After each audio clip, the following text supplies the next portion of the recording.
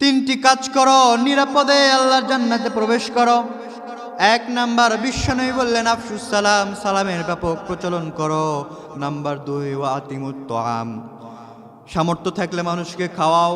Number 3 হলো ওয়াসাল্লু বিল্লাইলি one নাসু নিয়াম, দুনিয়ার মানুষ যখন ঘুমিয়ে যায়, দুনিয়ার মানুষ যখন নিদ্রাচ্ছন্ন হয়ে যায়, দুনিয়ার মানুষ যখন ঘুমে নিমগ্ন হয়ে যায়, তুমি আল্লাহর বান্দা দাঁড়িয়ে যাও, রাতের একটা ভাগে দাঁড়িয়ে যাও, দাঁড়িয়ে গিয়ে আল্লাহর ইবাদত করো, আল্লাহকে স্মরণ করো, ইস্তেগফারে রাতটা কাটিয়ে দাও।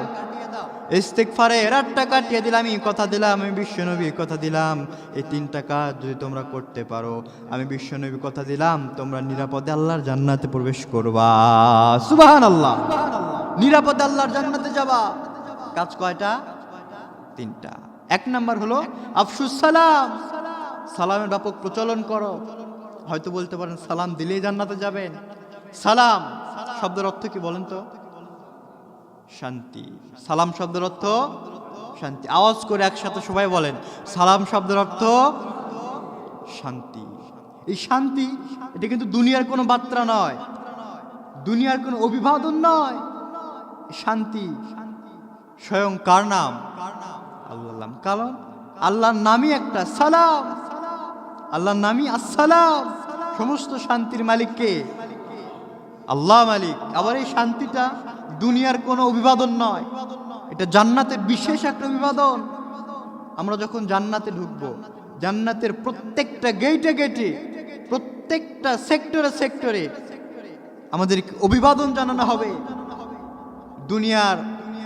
দুনিয়াতে যখন আমরা কোনো জায়গায় যাই, নেতাদেরকে বরণ করে নেয়, অমুকের পক্ষ থেকে লাল গোলাপ শুভেচ্ছা।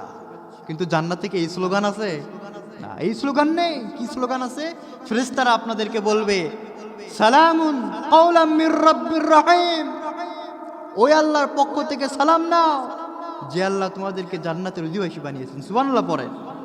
আবার সালামুন আলাইকুম তিবতুম ফাদখুলুহা ফি খালিদিন, ও জান্নাতীরা আজকে তোমাদের উপরে সালাম, শান্তি বর্ষিত হোক। এরকম করে জান্নাতের প্রত্যেকটা গেটে গেটে, প্রত্যেকটা দাঁড়ে দাঁড়ে আমাদের জন্য অভিবাদন, জান্নাতি অভিবাদন যিনি রেখেছেন বলেন তো তিনি কে? আল্লাহ রেখে দিয়েছে। তো জান্নাতের অভিবাদনের একটা ওয়ে হলো, পদ্ধতি হলো সালাম। তো সালাম, বিষ্ণু বললেন আফশুস সালাম, সালামের প্রচলন করো। সালামের বেশি বেশি প্রচলন করতে হবে। প্রচলন করতে গেলে সর্বপ্রথম যে কাজটি আমাদেরকে করতে হবে, সালামটা আগে শিখতে হবে। সালামটা শিখতে হবে। বিষ্ণু বললেন